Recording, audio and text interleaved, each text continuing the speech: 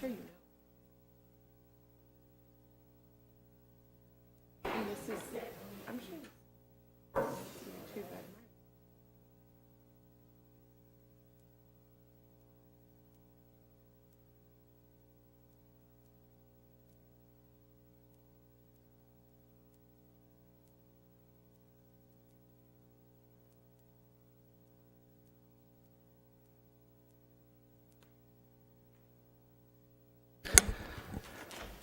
Good morning. I will call this meeting to order of the Transportation Public Works Committee of their regular committee cycle, January 28th, 2014. I'm Councilmember Reich. I'll be chairing the committee today. I'm joined by a full complement of council members, including Councilmember Yang, Councilmember Glidden, Councilmember Palmisano, Councilmember Bender, and Councilmember Gordon. We have a total of 15 items today on our agenda. 12 of which are consent items, 3 of which are discussion. Any consent item can be pulled as I go through them. Indicate that if you wish that to be the case. Item 1 on the consent items, 5th Street North, 8th Avenue North, and 5th Avenue North, 58th Street East, and Minnesota 62 Frontage Road South Street resurfacing. Passes a resolution designating the location of improvements, setting the amount and of $569,681, and set the public hearing to be held on March 18th, 2014.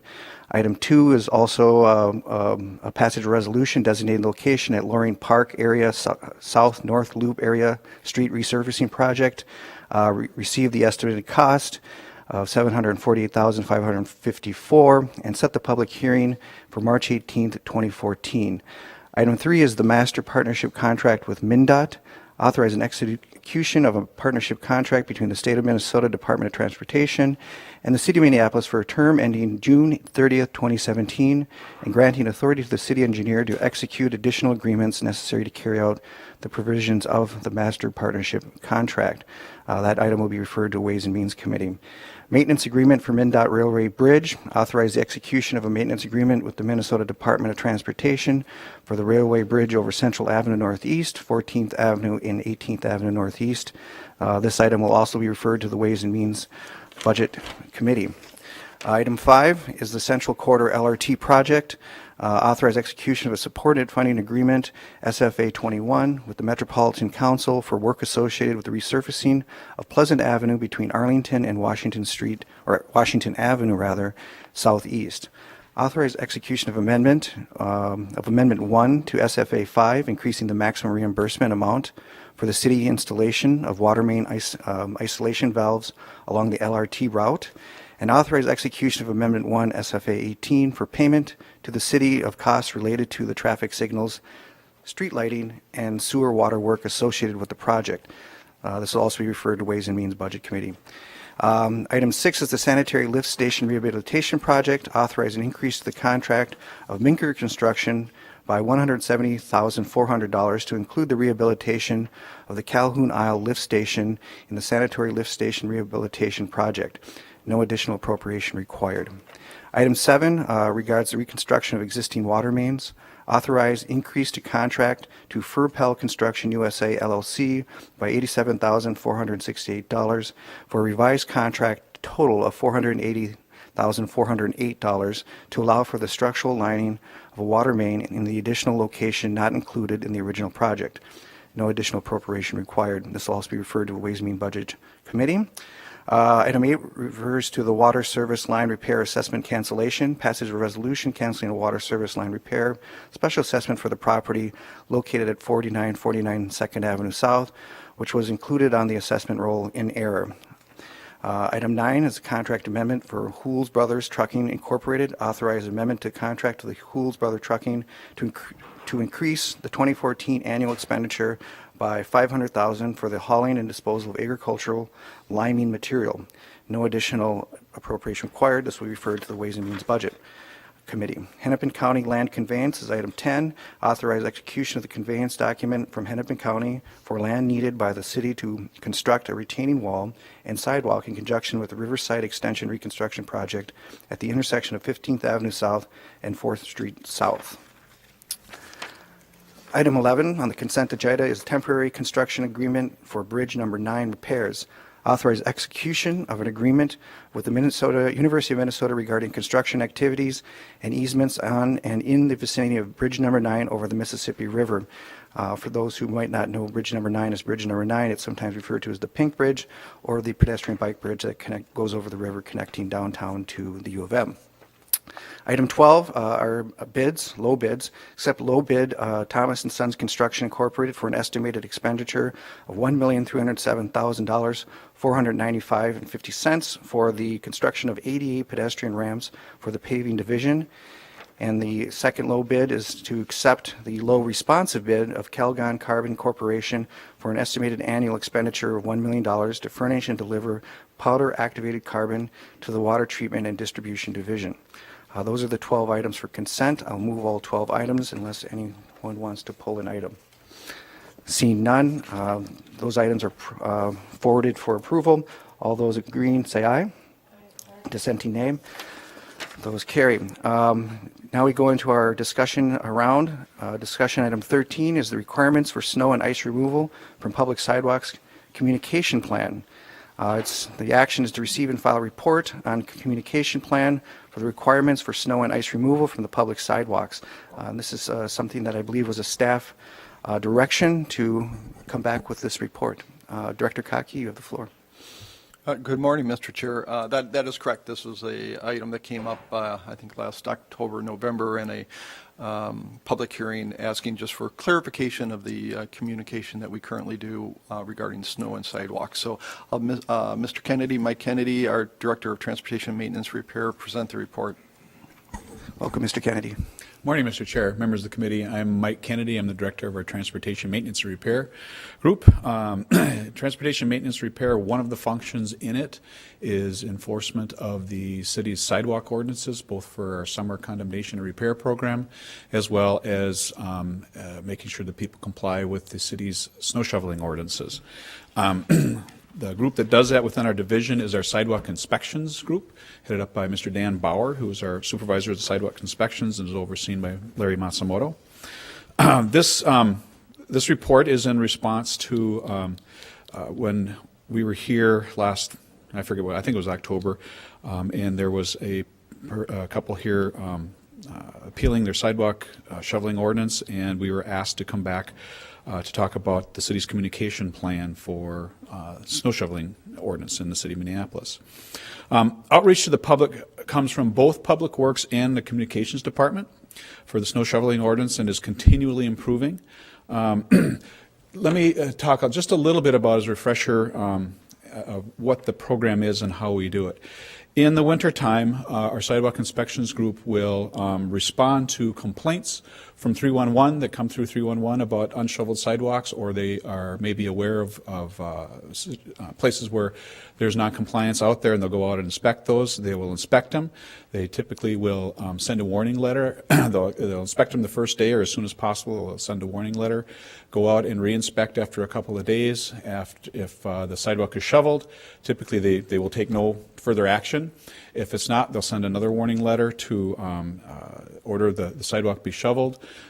They'll follow that up with the second inspection, and if the sidewalk is still not shoveled, they will order the street department, or we now have some contractors in a couple of pilot areas, to go out and perform the work. Typically, and then we send a bill to the property owner, and also, or if they decide to, they can let it go onto their property taxes and be assessed on their property taxes. Typically, we'll write or send about, do about 2,000 to 3,000 inspections in a typical winter. About half of those result in a warning letter for noncompliance to be sent, and about half of those actually result in a work order being processed and somebody to go out and shovel their sidewalk. Last year, I think we had something like about $88,000 worth of assessments were sent to Hennepin County to put on the people's assessment rolls. So it's a fairly effective program. We've got the 3 sidewalk inspectors that go out and do this, plus we also have some other resources from our paving group that will work with the, go out and do the warnings and do the inspections. And because we do fairly actively enforce this, we have a lot of public outreach that we do. The public outreach comes from both the results of actions taken by Public Works and by our Communications Department. Elizabeth Haugen is here today from the Communications Department if you have questions for her. Generally speaking, here are some of the things that we do. We have snow shoveling news releases are sent as needed throughout the winter. Typically, there will be one sent by the Communications Department right off the bat, reminding the public to do that. We hope that that gets out to the local newspapers and media, that they will get the word out as well. Communications will send out these news bite articles that you may have seen in the past, that you see occasion, to city council members, so you can put the information in your newsletters if you'd like. We have an informational video that was produced by the Communications Department that's offered in English, Spanish, and Somali and Hmong on the city website via YouTube. A public service announcement, a video, is now airing on Comcast cable channels. This is something that's new this season. They just started doing this season, worked with Comcast, and on the city website through the YouTube channel. Sidewalk shoveling information is on the city and Public Works web pages on the website. Public Works produced and distributed a snow shoveling flyer. This action actually came as a response working with the Pedestrian Advisory Committee to produce a special snow shoveling flyer that's out on the website and can be delivered to block club leaders and things like that. Snow shoveling reminders are included in all of the annual utility bill inserts. Directing people to shovel their sidewalks and also where to call 311 if they have complaints. 311 has very specific scripting to answer sidewalk snow shoveling questions that come in from the public. Citywide snow emergency telephone alerts that go out citywide. We make about 70,000 connected calls every time we declare a snow emergency. Within that message is a reminder to please remember to shovel your sidewalk. Snow emergency email alerts that go out to about 85,000 subscribers include the statement, also be sure to shovel your sidewalks and around your garbage carts. So we're getting the message out that way. During a snow emergency, the snow page on the website is updated to say, in our current information box, it says on whatever day and date the city of Minneapolis declared a snow emergency, please see the links to the parking rules. Thank you for your cooperation, and also please remember to shovel your sidewalks and around your garbage carts. So we get lots of hits out there trying to get people to be aware of it. Also, the warning letter that is sent to non-compliant property owners includes a copy of the snow shoveling ordinance. It's actually Ordinance 445, MCO 445.20. that outlines all the requirements for that. The usual comment is inserted into the warning letter by the sidewalk inspectors is please remove all snow and ice from the public sidewalk, full width and down to the pavement. Also, the inspector's name and phone number is on the letter so that the property owner can call if they have any questions. When this letter is sent to the non-compliant property owner, additional time is then given for the owner to clear the sidewalk before any action is taken. That means that in each case, when a property owner is assessed for clearing the walk, they have had previously received a letter with shoveling information, and they've had plenty of warning and plenty of opportunity to call us and react. Also, every season, Public Works staff has lots of opportunities, or several opportunities, that come in from the news media about shoveling sidewalk. They'll call up and say, we're getting concerns. People are calling us about unshoveled sidewalks, and we're always happy to work with the media and get our message out about shoveling sidewalks. It's usually a very positive sort of thing that kind of comes in. We don't have to seek it out. They come to us. So in conclusion, Public Works and Communications Department continued to look for innovative communication strategies and to educate the public about sidewalk and their shoveling responsibilities. That concludes my presentation. If you have any questions, I'd be happy to answer. We have folks here from the Sidewalk Group and Communications if you have any further questions. Thank you, Mr. Kennedy, and this was definitely a very important topic. I mean, this is about mobility. Sidewalks are very important infrastructure. And of course, this has got as an additional component or complexity, given that we partner directly with the citizens to make the service provided to each other. So it's there's no great extent to the care that we give into how we do this, and I think that was sort of the importance given to it when we made the staff direction in the first place. Also, it's really good to hear that you consulted the Pedestrian Advisory Commission. It's one of our newer commissions, but boy, they're already very proactive and helpful. Councilmember Glidden. Thanks, Mr. Chair. And I do appreciate the update. I'll let you know, just today alone, I've had 3 complaints to me personally, not to 311, about unshoveled sidewalks. So I do appreciate the efforts that have been made around additional communication. I would like to know, however, what we're doing to kind of continue to increase compliance and probably enforcement. So I didn't really hear what we're examining to kind of get that better enforcement in the city. I kind of heard the picture of what we're doing today, and I'm interested in what are our thoughts, because I know you get a lot of communication about this all the time, Mr. Kennedy and your staff. I also am interested, I thought that a couple years ago there was some discussion about how to better utilize our inspection staff, who are probably more regularly out there just on a little bit of a proactive basis. And there's more staff in the inspections department than the 3 sidewalk inspectors that you mentioned. How we can utilize staff throughout the city to more proactively identify key areas for enforcement. And then the last thing I'd like to hear is, once you start the timeline for removal, what's that timeline? I will just say I hear a lot of frustration about the timeline, and I want to know how it compares to other issues that are being enforced by our inspections department, such as graffiti removal or cutting lawn grass or other kinds of things. So enforcement. Mr. Chair and Councilmember Glidden, our focus today was on the communication strategy. That's what we were asked to come back about. But I'd be happy to talk more about some of the other efforts we've been doing. We have added additional resources into our inspections capabilities. It's not just the sidewalk inspectors. We have our paving construction foremen who in the wintertime also are out following up on 311 complaints and issuing more warning letters. We have, gosh, I don't have the statistics, but I know we have increased very much the number of warning letters that are going out to property owners. We hope that that is resulting in added compliance out there.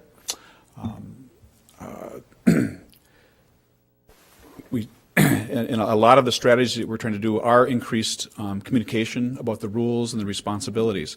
Right now, this has been a really bad winter for shoveling sidewalks, because we've had kind of got this kind of in the polar vortex boogie here, where we keep getting hammered by these very deep freezes, which make it very, very difficult for people to get their sidewalks shoveled. In fact, when it's this cold, we often don't, we'll send them a sanding letter to say, at least shovel the best you can, scrape it off, apply some sand for traction, and then get it cleared when the temperatures become in favor. That doesn't happen very often where we get the warm temperatures where they can really get it off. So it's a particularly difficult winter, and so we may be hearing more complaints out there and seeing a little bit less what would look like good compliance out there. As far as utilizing other staff, yes, we had talked to the inspections department. They are out there doing their own things, and what we've done with them is we've instructed them to call 311. We have a very good, robust system developed with 311 where they take the information in and they get it to our sidewalk inspection staff. It's the most efficient way to do that right now, and they're actually surprised that that's where we wanted them to call. And so when they're out doing whatever they're doing and they see non-compliant sidewalks, we ask them to call 311 for us, and we're seeing some of that traffic coming through. Also, when our inspectors are out, we're not just focused on the sidewalk at hand, and a complaint will look up and down the street and try to and issue warning letters to more non-compliant streets or sidewalks. So we're just expanding our view, trying to get more warnings out, and we hope that that's resulting in better compliance. Very difficult to measure. I know we hear the complaints all the time as well. The timeline, I can just go exactly through the process of what happens. When a complaint is first received via 311 or other communication to the Public Sidewalks Division, that triggers a first inspection, done the same day, or if it's late on Friday, that would be done the next Monday. So that first inspection is done right away, given the resources that we've got. If it's found that it's been done, we're done. If it's found that it's not shoveled, then a sidewalk snow removal warning letter is mailed to the property owner. We give some days. We give the second inspection is done 3 business days after that warning letter is sent, in order to to get through post, get it through the mail, and give the person a day or two to respond to that. So that a second inspection is done that 3 days later. So if they're found in violation, then a work order is sent to the Public Works Street Department or the city hired contractor in our pilot areas to get the removal done. We're finding that, just as a brief review, a couple of years ago, one of the initiatives that we took to try to get better compliance and better enforcement out there is we're experimenting with the idea of hiring contractors to be able to go out and respond immediately to our work orders. When we send the work orders to the street department, they have to put that in the mix with all their other priorities that they've got. Their own sidewalks that they have to maintain, street plowing, alley plowing, complaints, potholes are starting to become a big deal right now. And so they have to put that into the mix with all the other things that they have to do. By having a contractor whose sole responsibility is to respond to work orders, we're finding that is quicker. It's very cost competitive, but it is quicker. We have 2 pilot areas where that's happening. One is sort of in the Wedge area and south of the Wedge. Another area is up northeast, pretty much north of Lowry, I think it is, up in the first ward. So we've got 2 pilot areas. We're on our second or third year. We're still learning how to enforce that and how to do it, but we're finding that's something that we may want to expand into the future. So we're hoping that's getting more sidewalks shoveled in a quicker time. So all in all, generally speaking, it's about a 5 to 7 day process from receiving a complaint to getting the sidewalk shuffled, if everything works perfectly. If it snows in between there, then we have to kind of stop, reset, give people a chance to reshovel the sidewalk and that sort of stuff. So there's lots of things that kind of hiccup the system a little bit. But we've made, or I'd say probably in the last 5 years or so, we've made big strides in increasing the number of warning letters that are going out and getting a faster response to actually get the sidewalk shoveled. Councilmember Gordon? Thank you very much, Mr. Chair, and also thanks for this report. And I just want to note that I think our communication efforts have really improved over the last 5 or 6 years. I think there's more information that's given. It's clearer, and I really appreciate that. I really appreciate the help that the council offices get and with getting that clear information that we can then also share in our newsletters. And I've done that, and I like some of the rationales that have even been put in there, reminding people about strollers and wheelchairs and these other, and how important this is to our whole transportation in the city and everybody getting around. Like Councilmember Glidden, I also hear about these and concerns about this area, particularly maybe around the University of Minnesota, and maybe particularly with rental properties. Sometimes it's, but I think there's also older people who have a harder time shoveling. So I do have a couple questions about the communication and the warning letters in particular. It sounds like if you are found to be in violation, you get 2 warning letters. You get your first warning letter and then another one after the inspection. Mm-hmm. Now, what if you have repeated problems from over the same winter? Does everybody still get 2 warning letters every snowfall or every incident? Mr. Chair, Councilmember Gordon, no. Once you have received a warning letter, we can go right to step 2 right away with follow-up noncompliance. And I think that's a good idea, even if it's a month later. But once you've kind of heard the rules, got your first letter of the winter, and hopefully in that letter we're also letting you know that in the future you're not going to necessarily get 2 reminders, or maybe in the second. Then I was curious about the letter. Do we mention potential free resources and assistance that could be offered to somebody who has trouble getting their walk shoveled in our first warning letter or a second? Mr. Chair, Councilmember Gordon, I'm going to check with Dan. Dan Bauer is our supervisor of sidewalk inspections. He can talk to the details of some of this better than I can. I couldn't hear everything you were asking, so but you're asking about how many warning letters per season. Did I hear that? No, my question for you right now is what's in the letter, and I'm concerned about residents who might have trouble shoveling their own snow. Do we have any resources mentioned or any way they could get help complying even if they don't have the ability to shovel their own walk? Right, for seniors and disabled property owners, we have information that we can provide if they call the sidewalk inspector whose name and phone number is on the letter. And there's details in the letter to call the inspector if they are seniors or disabled, and then we can connect them up with the information we have for assistance. Well, that sounds pretty good. I do know that we do, in some of our communications, we mention the free service, I believe, and maybe it's even in the insert, which would be great. You can make the call. You got to worry about what's on the piece of paper, but it might even be nice to make that really clear in the letter, who you could call, or at least We could amend the letter and put that information right in the letter, I suppose, too, because there's a contact phone number through, The neighborhood community relations. right, so that's what we would be telling them, is that there's the neighborhood resource and giving them the information. And I don't for want that. to micromanage right down into that, but just take that as a friendly suggestion. And then I also, One thing I would want to add, there are very few free services. We can connect them so that they can potentially find help, but there aren't necessarily a lot of free services out there. I understand that, and even some of the services like Handyworks or others might not even do this kind of winter work. So that's tricky, and I understand that.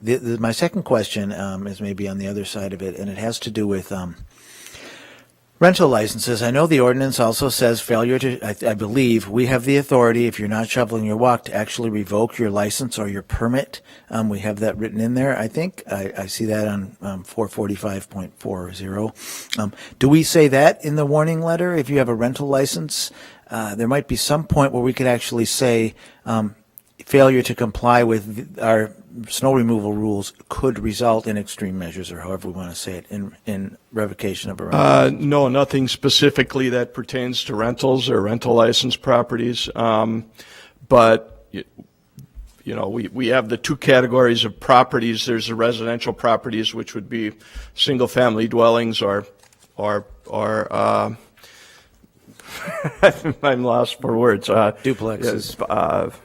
And then all the other properties are commercial properties. So duplexes is the word I was looking for. So everything else is a commercial property. And according to the ordinance, I guess this will address it pretty much. They have 4 daylight hours after it stops snowing to clear their sidewalks, public sidewalks. So it doesn't really matter if it's a rental property or some other type of commercial property. That's what the ordinance says has to be done for snow removal. If I may add to Mr. Chair and Councilmember Gordon, that's an interesting point. I don't know that it would be very effective to put it in our warning letter. However, if we have chronic business and commercial offenders, that is something we can forward that to regulatory services to have them take steps toward the rental license and that end of it. So that would be that's a good idea. We can look at sending information to them and forwarding complaints to them. I think that actually makes a lot of sense, and I just thought I might use this opportunity of this meeting to mention this feature. But I think it certainly could be used sparingly when needed. But it's something I don't think we've ever done. But it's an authority I think that we have, and we could just maybe remind those chronic offenders of that, and it might be helpful, or just let them know. Thank you, Mr. Chair. Thank you. Councilmember Bender? Thank you, Mr. Chair. I'm just curious, I know we're getting kind of outside the scope of communications, but, how we manage the responsibility of maintaining clearance around our transit stations between the private property owner, and how we might coordinate with Metro Transit to make sure that our transit stops stay as accessible as possible, especially in a difficult winter like this one. There's a lot of drifts and climbing over snow that seem necessary at our transit stops, and I know it's a challenge, but I wondered what we're doing to address that. Couldn't hear. Madam Chair, or Mr. Chair and Councilmember Bender, the responsibility around the transit stops. Okay, are we talking about? My head went right to LRT, but you may be talking about all transit stops. And we have worked with both Met Council on LRT. They are responsible for all the clearing within kind of the LRT zone and their areas. Once you kind of get beyond what they kind of view as their level of responsibility, then it comes to the city to clear the corners and things like that. We're sort of aware of some of those. We do work with Metro Transit. They do have crews that work at and clear some of the bus stops and around some of the shelters and things. They also use service crews to do some of that. But not every bus stop and train stop out there has that sort of level of service, but we do, they are doing that. Our crews, we're not responsible for the bus stop itself. However, we're aware of the fact that even if the bus stop itself gets cleared and around the shelter, you might have the windrow of snow that's along the curb. One of the things that we do as an enhanced level of service is we are aware of where all the bus stops are, and our crews, as time and resources are available, we will go out and not necessarily remove all the snow, but we'll take a bite out of the snow and move it so that where the bus pulls up, there's access. They don't have to climb over the windrows and things like that. We'll do that on a time and resource available basis. Downtown is our highest level of service. We're doing that almost all the time. We get done in a couple, 3 days all around downtown, and then we extend out to some of the commercial areas and the bus routes, and we know where some of those high traffic areas are. And it takes a while to get there, but we do try to address that as much as possible. I can just add that Metro Transit bus shelters, they're responsible for clearing the sidewalks around the bus shelter that they have jurisdiction over. And then there's CBS bus shelters, which are the bus shelters that have advertising, and they are responsible for clearing the sidewalks around their bus shelters. And then where there are just bus stops, sometimes if we do get a complaint from somebody that at a bus stop with no shelter, we'll forward that on to street department and ask them to clear up access to that kind of situation. We're, just to give you an idea of the magnitude, we're aware of about 3,600 of those. So it takes a while to get there, but we're aware of where they are, and we do the best we can, given the resources we've got. Anything else? Okay. Any further questions, comments? Well, I think this was a really good discussion, and I know we went into enforcement, but in some ways enforcement's our strongest form of communication. So I think we were on point, and I think the items raised in terms of collaborating with regulatory services, as Cam suggested, I think is a good suggestion, and we'll leave it at that. See no further, I will move to, is this a receive and file? Yes, Mr. Chair, it is receive and file. So I move to receive and refile the staff report regarding the requirements for snow and ice removal from public sidewalks communication plan. All those in favor say aye. Aye. Dissenting name. That carries. Thank you very much. Item 14 on our discussion agenda, Clean Water Fund Grant Program Agreement. Director Kaki, you have the floor.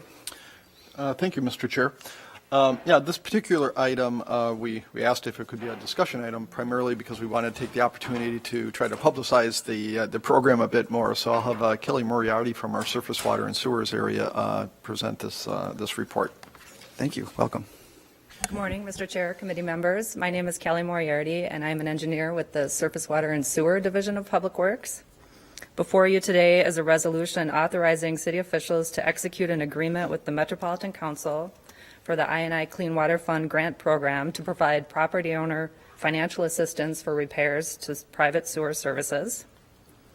The Metropolitan Council Environmental Services has been working with municipalities to reduce excessive flow of clear water into the wastewater collection system, also called inflow and infiltration, or I&I. The Met Council aims to reduce peak flows to the regional treatment plants that occur when it rains, and thus reduce the need for capital improvements to expand the regional sewer system. Aging private sewer service laterals and foundation drains are some of the contributors to clear water flow in the sanitary sewer system.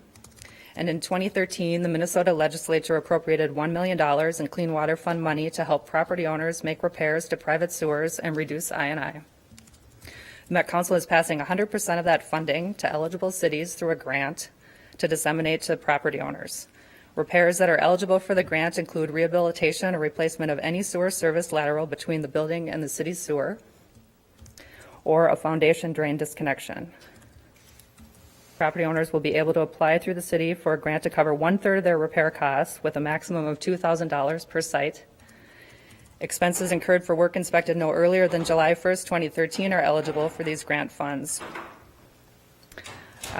Public Works plan for promoting the grant program to property owners will include, but not be limited to, working with communications on a press release, social media resources, placing information on the city webpage, in utility bill inserts, and through the Utility Connections Office. The plan will include multilingual information as well. That concludes my presentation. If you have any questions, I'd be happy to answer them. Any questions? Seeing none, I'll thank you for the report, and I think this is a wonderful opportunity for our citizens. Sometimes it can be a very tricky and sometimes misunderstood relationship between our infrastructure responsibilities and the homeowners, so I appreciate this. Thank you. Thank you. Thank you. Well, seeing that, we'll move to authorize execution of agreement with the Metropolitan Council for the Green Water Fund grant program to provide property owner finance assistance for repairs to private sewer services. This will be referred to Ways and Means Committee. All those agreeing, say aye. Aye. Dissenting, nay. That carries. Thank you very much. And our final item on our agenda today regards the on-street parking mobile phone payment system. Mr. Chair, I'll have John Wirtjes, our Director of Traffic and Parking Services, present this report. Welcome. Good morning, Mr. Chair and committee members. My name is John Wirtjes. I'm the Director of Traffic and Parking with the city. And to maybe to start off our conversation today, I wanted to kind of maybe recap a little history of where we've been with our parking meter technology before I talk about the RFP and the mobile phone payment. We've been on a several-year course here to upgrade and improve our parking meters and system throughout the city, and we began that back in 2008 when we issued an RFP to kind of change out the technology and the infrastructure that's out on the street. And that was really focused on kind of three kind of components of goals with the system. We wanted to expand the methods and the means at which our customers could pay for meters. We wanted to improve our enforcement, as well as we wanted to modernize our reporting capabilities. So we issued that RFP, we got our responses back, and we selected 3 vendors who deployed the system in the years of 2010 to 2012. And so we've basically had approximately a year's worth here under our belt of full deployment of the meter technology that's out there in a variety of ways. We believe this has been a very successful deployment. We've had a lot of compliments from the public relative to the service that we have. But we're here today to tell you we can do better and we can do more relative to customer service, and we think that's a key component. I should note that even though the deployment took several years, we were in the background looking at this mobile phone payment system along the way, talking with our other cities throughout the country to really understand the pains and strengths and challenges that they're going through in order to understand how we wanted to roll this out. And so at this stage, we're ready to do that.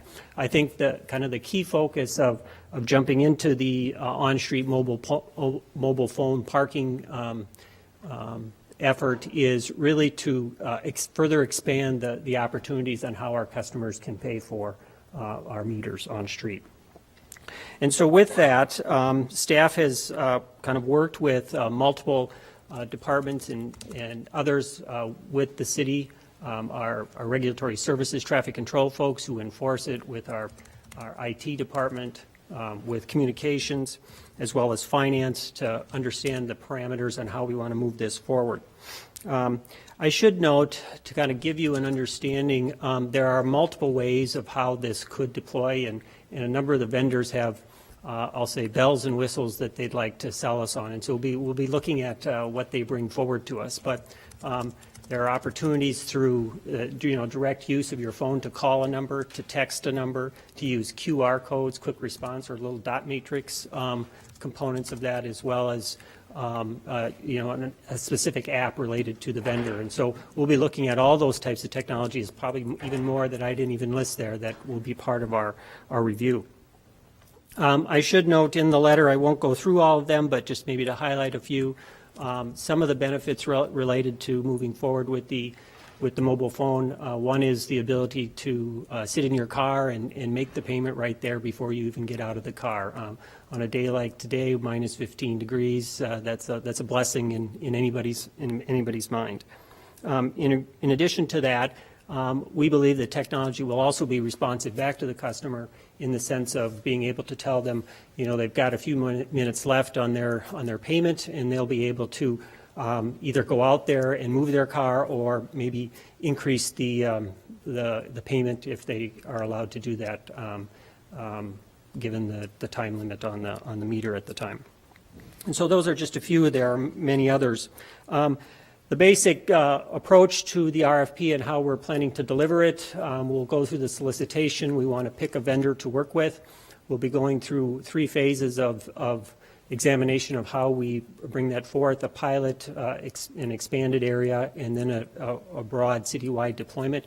We want to make sure that at each one of those phases the system is working and we're being clear on the parameters on how we're delivering the service. The timeline basically to accomplish the RFP, we want to issue it here in February.